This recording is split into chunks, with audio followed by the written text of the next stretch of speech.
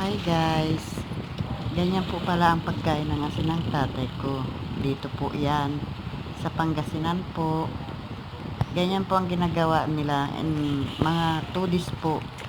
Ayan, pag makapal na po yung asin, tinatanggal na po nila para magkakaroon na naman po ulit kasi mahirap po pag masyadong makapal na. Sa sobrang init,